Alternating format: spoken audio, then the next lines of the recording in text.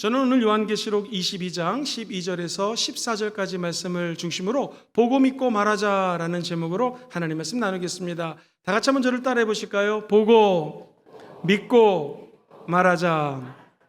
제가 여의도에 있는 한 연구소에서 일을 할 때 일입니다. 조영기 목사님께서 은퇴하시고 천국 가시기 전까지 어떤 말씀을 주로 선포하실까 조사를 한 적이 있었습니다.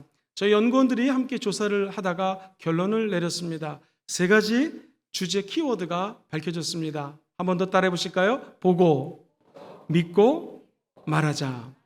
이제 다음 달 9월 14일이시면 조영기 목사님께서 천국 가신 지 1년이 되십니다. 그는 어렵고 힘든 60년대, 70년대, 80년대를 목회하면서 한국교회 주고자 하는 메시지는 무엇이었을까요? 제가 목사님이 하셨던 설교들을 묶어서 이번 한 주 동안에 오늘부터 또 내일 특세를 보고 믿고 말하자라는 주제로 함께 달려가기를 원합니다.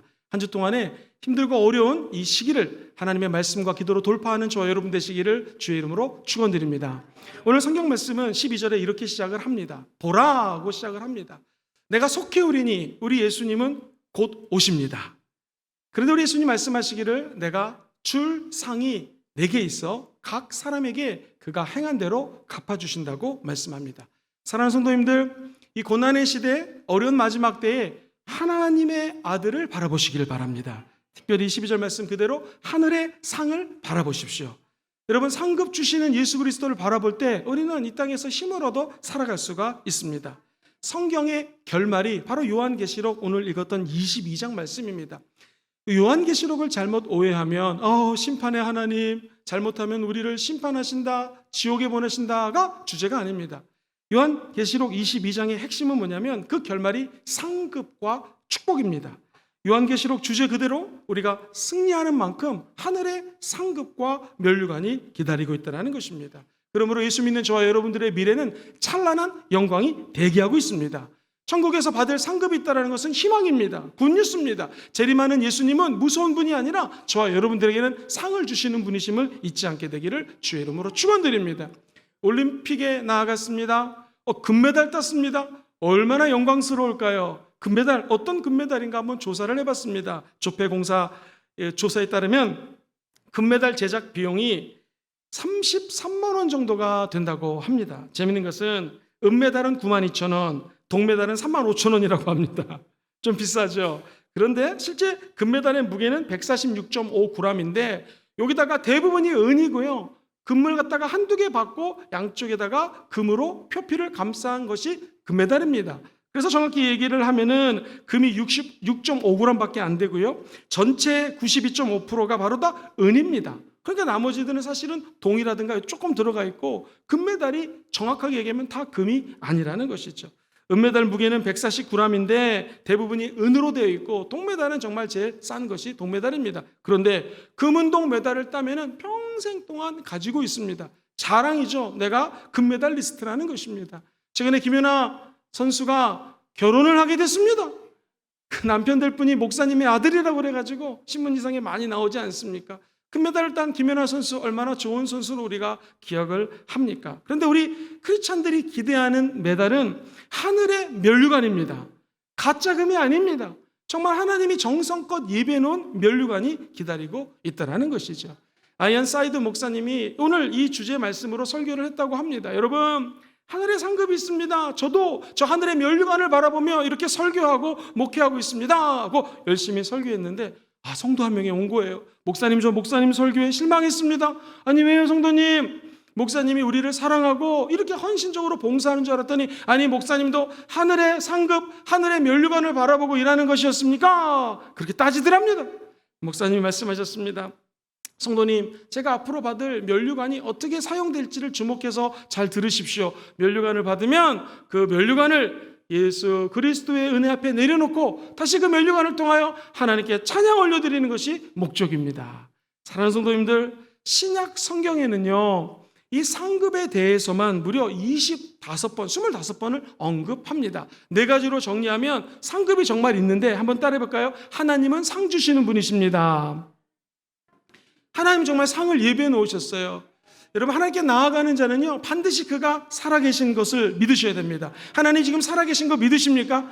하나님을 찾고 찾는 자들에게는 상 주시는 분이심을 믿어야 됩니다. 이게 믿음이에요. 믿음이 없이는 하나님을 기쁘시게 할 수가 없습니다. 그러나 믿음만 있으면 하나님이 기뻐한다는 거예요.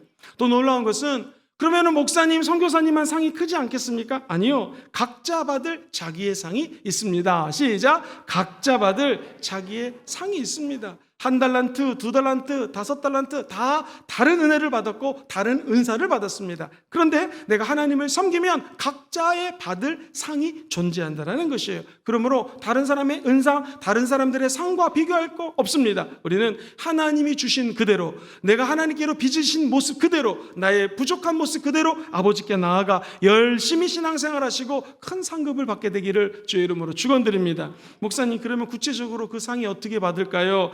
자기의 섬김과 헌신에 따라서 큰 상이 있고 작은 상이 있습니다.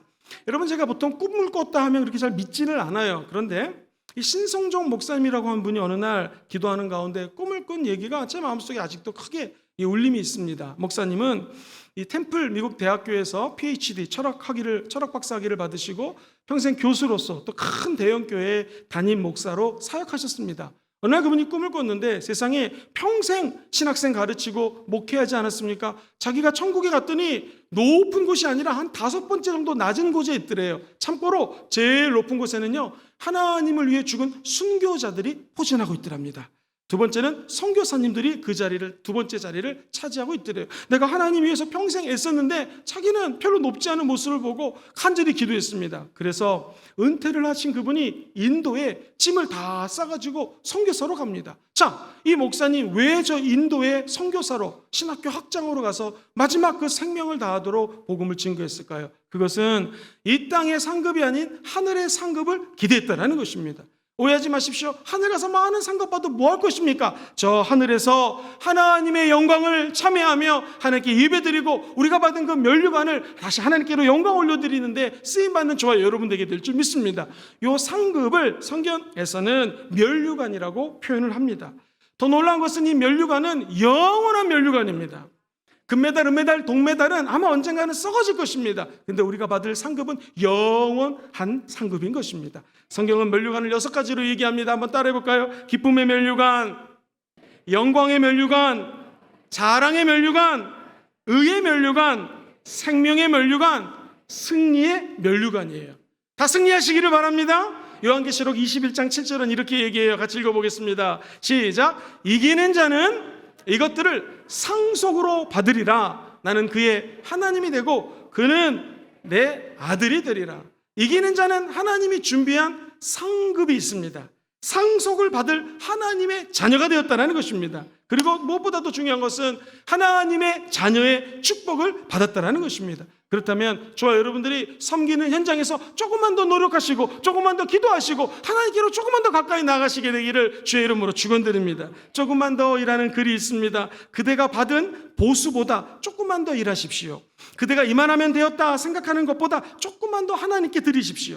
그대가 족하다 생각하는 것보다 조금만 더 열심을 노력해서 열심을 내십시오. 그대가 가능하다고 믿는 것보다 조금 더 높은 목표를 쌓아 잡아보십시오. 그대가 지금 유지하고 있는 하나님과의 거리를 조금만 더 가까이 보십시오. 그대의 불평과 불만보다 조금만 더 많은 감사를 하나님께 드리십시오. 그대가 땅의 것을 내려다보는 것보다 저 위의 것을 조금만 더 찾아보십시오.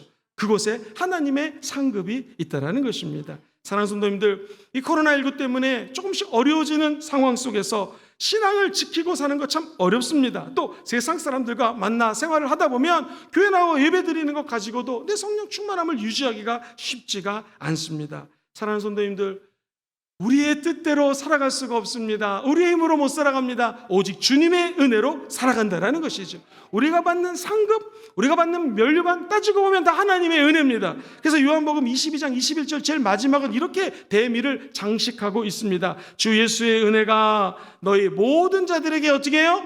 있을지어다. 아멘. 주 예수의 은혜로 살아간다는 거예요. 이기는 신앙생활하기 원하면 아멘 해볼까요? 주 예수 그리스도의 은혜로 이깁니다. 상급을 주시는 분 예수를 바라봐야지 승리할 수 있고요. 상급 주시는 예수님 때문에 면류관도 받을 수 있다는 것이죠. 그 은혜의 사람들 다 되시기를 주의 이름으로 축원드립니다.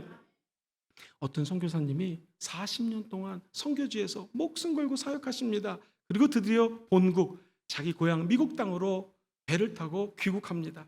그랬더니 이 배에는 잠깐 외국 나라에 방문하셨던 그 나라 미국 대통령이 타고 있습니다.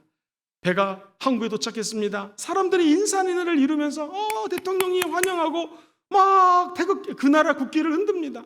근데 선교사님이 이런 생각이 들었습니다. 하나님, 좀 뭔가 불공평하지 않습니까?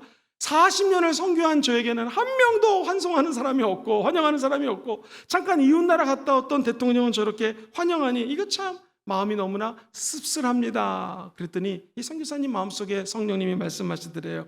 너는 아직 돌아온 것이 아니다. 무슨 의미입니까? 지금 미국 땅에 돌아온 거, 이거 돌아온 거 맞지만 아직 돌아온 거 아니라는 거예요. 열심히 사역하고 하나님께 헌신했던 사람들은 저 천국에 돌아올 때에 예수 그리스도가 저 여러분들을 하늘문을 열고 반겨준다는 것입니다. 그때 진짜 상급과 하나님의 면류관이 대기하고 있다는 것이죠. 선교사님이 이걸 깨닫고 무릎을 꿇고 회개합니다. 그렇습니다. 내가 지금 이곳에서 환송객이 없다고, 환영객이 없다고 낙심했습니다. 주님 용서해 주세요. 천국에 돌아갈 때 수많은 선교사들과 수많은 주의 종들과 수많은 믿음의 선배들의 환영받는 종이 되겠습니다 하면서 천국 갈 때까지 올인하고 사역을 했다는 간증입니다. 여러분, 우리가 하는 사역은요, 결국 이 땅에서 평가받는 것이 아닙니다. 저 천국에서 하나님의 면류관과 상급대로 평가받는 거 잊지 않게 되기를 주의 이름으로 축원드립니다. 저와 여러분들이 예수를 바라본다는 것은요, 그분은 반드시 갚아주시는 분입니다. 12절 말씀을 같이 한번 더 읽어보겠습니다. 시작. 보라, 내가 속히 오리니 내가 줄 상이 있어 내게 있어 각 사람에게 그가 행한 대로 갚아주리라. 할렐루야. 우리 가까운 창원에 가면은 주기철 목사님의 생가가 있습니다. 그리고 그 근처에 목사님의 사역을 갖다가 잘 기념감을 만들어서 보존하고 있는 것을 볼 수가 있습니다. 주기철 목사님 옥중에서 순교하는 장면입니다.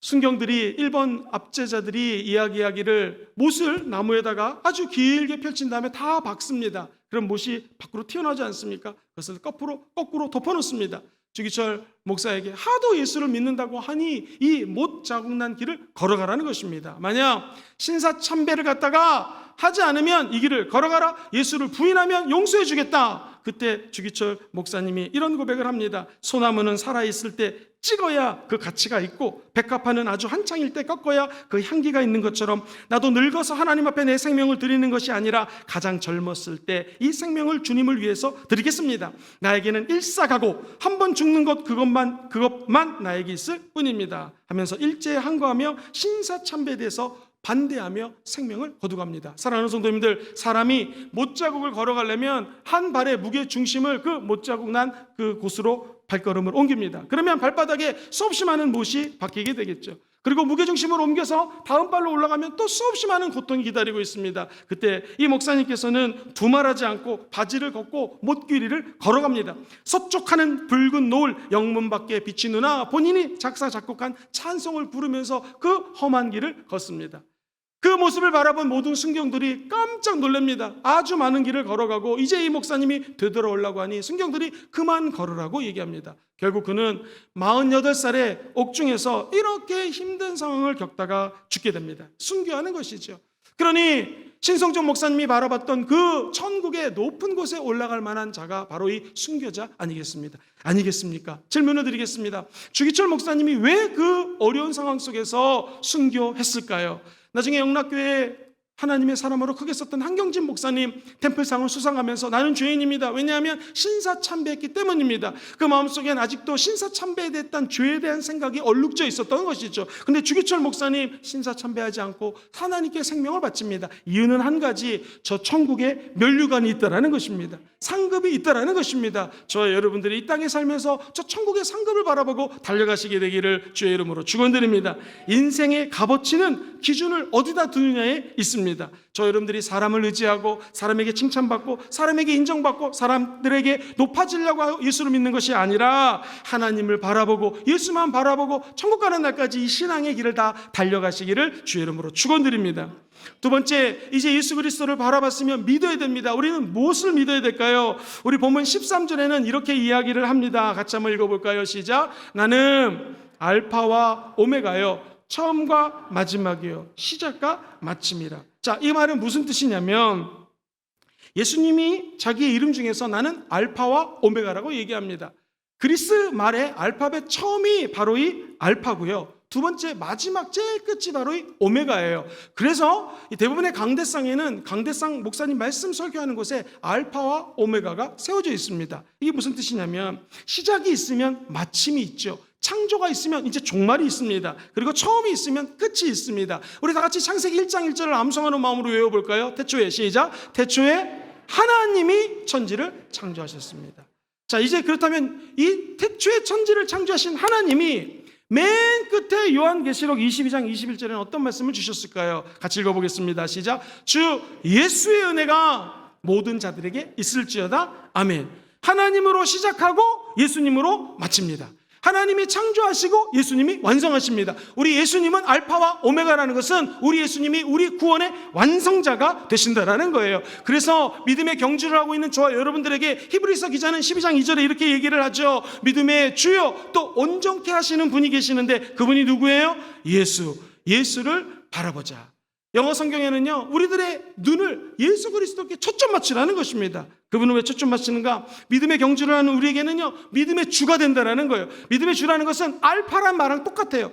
예수 그리스도가 믿음을 창조하신 분이시요, 또 온전하게 하시는 분이라는 것은 오메가입니다. 천국 가는 날 저와 여러분들을 온전하게 만들어서 신랑 되신 예수님이 다시 저와 여러분들을 받아주신다는 거예요. 예수님은 저와 여러분들의 구원을 시작하셨고 이제 완성을 예비해 주셨다는 것입니다. 그렇다면 주님이 모든 완전한 것을 이루어 주실 것입니다. 사랑하는 성도님들, 우리의 삶의 출발은 예수님과 함께하는 것이죠. 성장기에도 청소년기에도 결혼을 하고 취업을 하고 우리가 점점 자라면서 노년이 되고 천국 가는 날까지 시작과 끝이요, 처음과 나중이요, 알파와 오메가요, 그리고 창조하신 예수님이 저와 여러분들을 완성의 세계로 인도해 주시는 것을 믿게 되기를 주의 이름으로 축원드립니다. 매튜 헨리라고 하는 유명한 학자는 이런 얘기를 했습니다. 마지막 날을 준비하면서 매일의 삶을 살아야 된다. 저와 여러분들도 이 마지막 날을 준비하며 사시기를 주의 이름으로 축원드립니다. 한국의 소크라테스 하면은 박종홍 교수님이 있습니다. 서울대학교 교수로 재직하면서 박정희 대통령에게 철학적 자문을 해주신 아주 박학다식한 분이십니다. 진리를 사랑하고 많은 사람들로부터 인격이 좋으셔서 존경받았습니다. 사랑하는 성도님들, 어렸을 때 국민교육헌장 다 외우셨죠? 우리는 민족 중국의 역사적 사명을 띠고 이 땅에 태어났다. 여기까지. 그 다음은 까먹었습니다. 이거 만드신 분이십니다.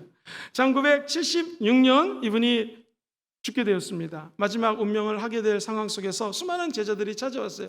선생님, 이 극락세계가 보이십니까? 극락세계에서 영생하십시오. 이렇게 제자들이 얘기하니까 이상하다. 극락이 보이지 않아. 그저 앞이 캄캄할 뿐이야. 캄캄하다라는 것입니다. 사람이 죽기 전에 영적인 눈이 띄는 것 같습니다. 그때 제자 중에 한 사람이 예수를 믿었나 봐요. 선생님, 교수님, 예수님 믿으셔 보십시오. 그러면 천국이 보일 것입니다. 그래서 그 근처에 세문안교회 강신면 목사님을 초대를 하셔다가 해서 요한복음 3장 16절 말씀을 듣고 예수를 믿습니다. 침례를 받습니다. 물세례를 받았죠. 장로교니까. 그리고 세상을 떠났습니다. 이분의 마지막 유언이 무엇이었는가? 기독교식으로 장례를 치러 주십시오 라는 말을 남기고 그는 천국에 갑니다. 사랑하는 성도님들, 박학다식했다, 인격이 좋았다, 공부를 많이 했다, 이거 가지고 천국 가는 것이 아닙니다. 예수님 믿어야지 천국 간다라는 것이죠. 그러므로 우리를 온전케 하시고 우리의 삶의 알파가 되시고 오메가 되시는 예수 그리스도를 다 바라보시게 되기를 주의 이름으로 축원합니다. 그리고 우리의 처음과 끝을 주관하시는 예수님을 믿으셔야 됩니다. 목사님, 왜 우리가 예수님을 믿어야 될까요? 우리 예수님은 저와 여러분들에게 생명수를 값없이 주십니다. 우리 요한계시록 21장 6절 말씀을 같이 한번 읽어보겠습니다. 시작. 또 내게 말씀하시되 이루었도다. 나는 알파와 오메가요, 처음과 마지막이라. 내가 생명수 샘물을 누구에게 줘요? 목마른 자에게 어떻게 줘요? 값없이 준다는 것입니다. 사랑하는 성도님들, 문제는 내가 지금 목이 마르냐 안 마르냐라는 것입니다. 우리 인간의 몸은요 70%에서 80%가 물입니다. 더 놀라운 것은 이 동맥과 정맥의 총 길이가 10만 킬로미터나 우리 몸에 연결이 되어 있습니다. 그리고 우리 흐르는 피가 대부분이 다 물 아니겠습니까? 액체입니다. 그리고 우리 몸은요 물 2%만 모자라도 갑자기 갈증을 느껴가지고 물을 찾게 돼 있어요. 7%의 물이 없으면요 혈액순환이 멎고 죽게 됩니다. 그러니까 물이 없으면 살 수가 없어요. 인간은 물 없으면 못 삽니다. 동물도 물을 마시지 않으면 죽습니다. 식물도 물이 있어야지만 살아갑니다. 물은 모든 호흡 있는 것들의 생명이에요. 그렇다면 예수님은 영혼의 생수가 됩니다. 우리의 생명이 된다는 것이에요. 성경은 얘기합니다. 목마르고 목마를 수밖에 없는 것이 현대인이고 과학과 학문과 이성의 노예가 되어서 살고 있는 우리들에게 약속하십니다. 내가 생명수 샘물을 목마른 자에게 값없이 준다는 거예요. 여기서 포인트는 샘물입니다. 사랑하는 성도님들, 백두산에 있는 우리가 잘 아는 그 천지는요 연간 무려 물을 12억 톤의 생수를 배출합니다. 솟아나는 거예요. 이게 생수입니다. 이게 샘물입니다. 우리 교회 앞에 가시면 버스 정류장 앞에 생수를 드립니다. 이 정수를 하는 회사에서 조사를 했는데 정수기 물보다도 우리 교회의 생수가 더 좋다고 합니다. 가면서 한 잔씩 마시시기를 바랍니다. 이 물하고 수도관에서 몇 킬로 연결돼서 나온 물하고 비교할 수 없는 것이죠. 왜? 이 우리 교회에서 나오는 물은 깊이 50m 이상을 땅을 파서 거기서 올라오는 생명수기 때문에 그렇습니다. 사랑하는 성도님들, 호수는 비가 많이 오면 마릅니다. 호수는 썩을 수가 있습니다. 그런데 샘물은요 썩지가 않아요. 계속해서 뿜어져 나가는 것입니다. 사랑하는 성도님들, 사람도 마찬가지입니다. 오감을 통해서 얻은 지식은 한계가 있습니다. 그러나 생수 대신 예수님을 모시고 예수를 믿고 사는 사람들에게는요 끊임없는 감사의 샘물이 흘러넘치게 될 것입니다. 능력도 넘치게 될 것입니다. 지혜도 넘쳐나게 될 것입니다. 값없이 주시는 하나님의 은혜 세계로 다 퐁당퐁당 빠져들어가시게 되기를 주의 이름으로 축원드립니다.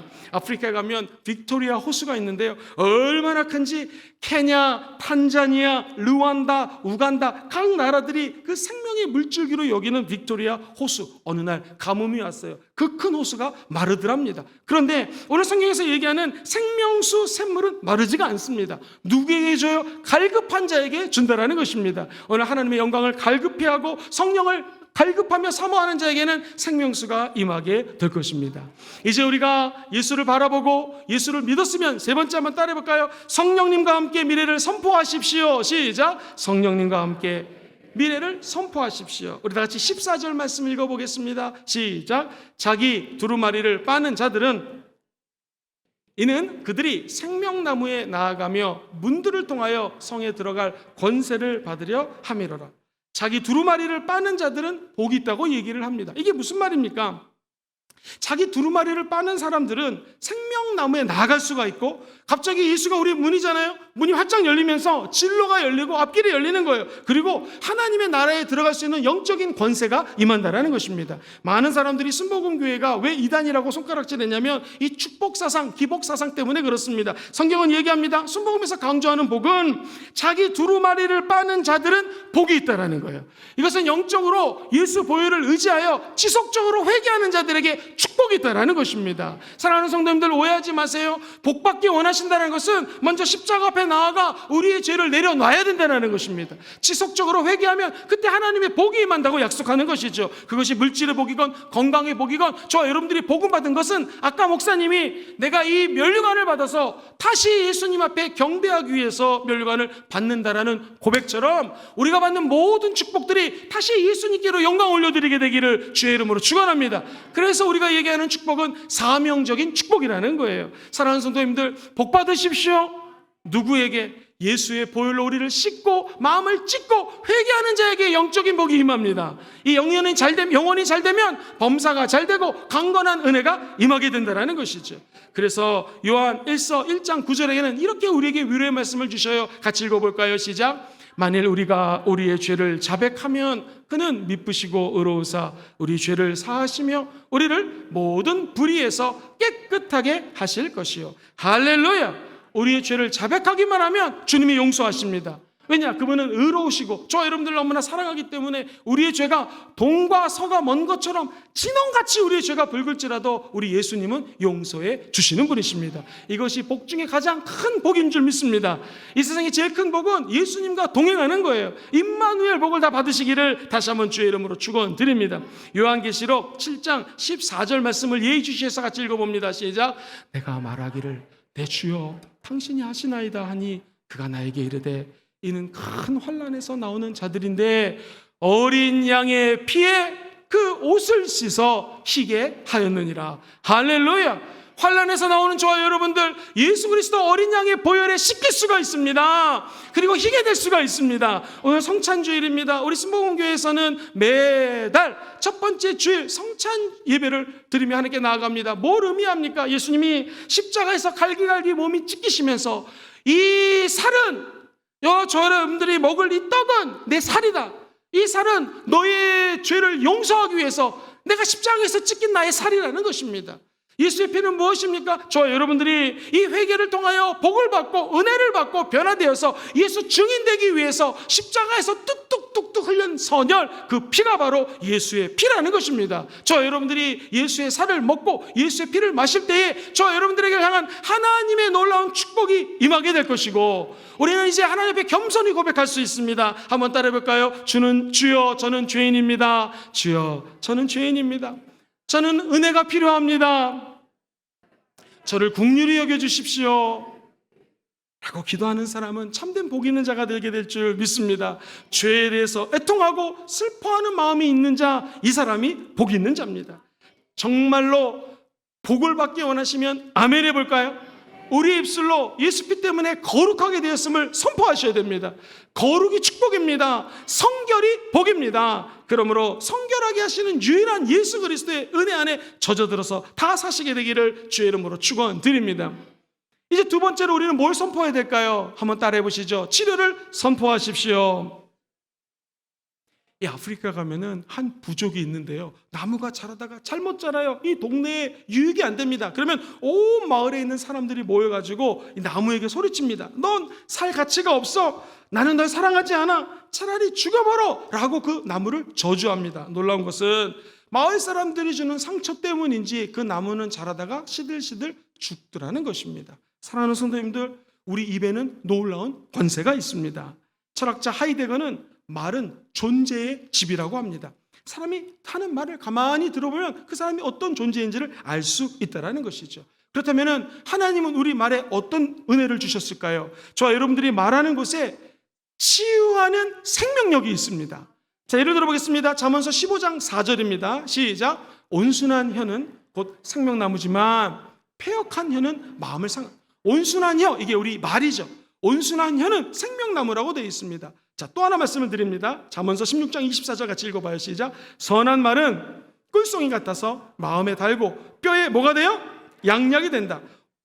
온순한 혀, 뼈에 양약이 된다. 저 말은 똑같은 히브리 단어로 마르페라고 하는 단어를 써요. 이 단어는 어원이 있습니다. 우리가 잘 아는 라파라는 뜻이에요. 치료라는 뜻이에요. 온순한 혀, 그리고 우리 입술로 말한 것에는 양약이 된다고 했을 때 거기에 라파 하나님의 비밀이 담겨져 있는 거예요. 우리의 혀, 작은 혀지만 우리의 미래를 주관합니다. 우리의 혀를 가지고 사람을 살릴 수 있고 죽일 수 있습니다. 이 혀를 가지고 치료할 수 있다는 것입니다. 사랑하는 성도님들, 우리 입술로, 우리의 말로 치료를 선포하시기를 주의 이름으로 축원드립니다. 야훼 라파, 즉 치료하시는 하나님의 말로 잘 알려진 이 말의 능력이 바로 치유와 연결됐다는 것입니다. 여러분, 때로는 너무 날씨가 더워서 뭐부터 해야 될지 헷갈릴 때가 있습니다. 그리고 어떻게 살아야 될지 갑자기 혼동에 빠질 때도 있죠. 그때 저와 여러분들 따라해볼까요? 믿음의 말, 소망의 말, 사랑의 말, 이거부터 시작하십시오. 나에게는 소망이 있다, 할 수 있다, 내게 능력 주시는 자 안에서 모든 것이 가능하다 라고 입술로 선포하시고, 무엇보다도 저와 여러분들이 이 땅에 살면서 치유를 입술로 선포하시기를 주의 이름으로 축원드립니다. 유명한 신학자가 남미에 있는 신학자인데요, 이름이 구스타보 구티에르스라고 하는 분이십니다. 저분이 이런 얘기를 해요. 다른 사람의 손을 씻기다 보면 내 손도 따라서 깨끗해지고, 다른 사람들의 귀를 즐겁게 해주다 보면 내 귀도 따라서 즐거워집니다. 다른 사람들을 위해서 불을 밝히다 보면 내 앞에 먼저 환해지고, 남을 위해서 기도하다 보면 내 마음이 먼저 밝아집니다 라고 얘기를 합니다. 이처럼 말이란 상대방뿐만 아니라 내가 하는 말이 내 귀로 들어오게 되어 있습니다. 그러므로 천국 가는 날까지 원망과 불평이 아니라 살리는 말을 하시기를 바랍니다. 치유의 말을 하시기를 바랍니다. 위로의 말을 하십시오. 소망의 말을 하십시오. 사랑하는 성도님들, 인천 상륙 대작전을 큰 승리로 이끌었던 메가더 장군은 어렸을 때 완전히 싸움꾼이었습니다. 맨날 나가서 애들 때리고 막 동네 사람들이 메가더만 보면 학을 뗍니다. 그럴 때마다 엄마는 메가더를 꼭 안고 이렇게 얘기했습니다. 메가더, 넌 앞으로 훌륭한 인물이 될 거야. 훌륭한 장군이 될 거야. 그랬더니 진짜 세계적인 장군이 되었다라는 것입니다. 오늘부터 아이가 나와서 싸우고 들어오면 안아주면서 너는 장군이 될 거야 라고 얘기하시기 바랍니다. 이 빌리그램 목사님은요, 얼마나 개구장이었는지 동네 사람들이 그렇게 싫어했습니다. 그때마다 할머니가 너는 말을 잘하는 거 보니 세계적인 주의종이 되어서 말씀을 선포할 거다라고 계속 할머니가 빌리그램 목사님에게 얘기를 했대요. 그때 진짜로 14살에 예수를 믿게 되었고 전 세계에 나가 복음을 증거하는 위대한 설교자가 되었다는 것입니다. 아하, 자녀가 예수 안에서 치료되기 원하시는 분들은 아멘 해볼까요? 우리의 입술이 자녀를 살립니다. 지금 이 순간에는 지하 1층, 6층, 7층 또 오늘은 중고등부 학생들이 함께 예배를 드리고 있어요. 우리 다음 세대가 풀릴 듯 일어나는 교회가 되기를 원하시면 한번 아멘 해볼까요? 저들에게 말로 용기를 주시고 말로 격려하시고 품어주면 기적이 일어나게 될 것입니다. 우리 입술에 사람을 살리고 치유하는 능력이 있는 것을 꼭 기억하시고 치유의 말을 선포하시는 여러분 되시기를 주의 이름으로 축원드립니다. 자, 그렇다면 보고 믿고 말하자. 오늘 세 가지를 말씀드립니다. 같이 한번 정리해 볼까요? 첫 번째, 우리는 뭘 바라봐야 될까요? 시작. 하늘의 상을 바라보십시오. 구체적으로 어떻게 바라봐야 됩니까? 첫 번째, 시작. 상급을 주시는 예수님을 바라보십시오. 두 번째, 갚아주시는 예수님을 바라봅시다.